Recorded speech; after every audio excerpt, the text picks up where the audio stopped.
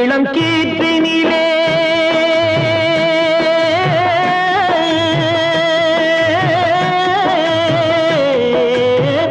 தென்னை இளம் கீற்றினிலே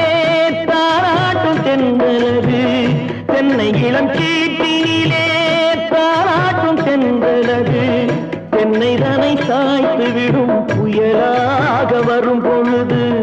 தென்னை தனை சாய்த்து விடும் புயலாக வரும் பொழுது அமைதியான நதியினிலே ஓடும்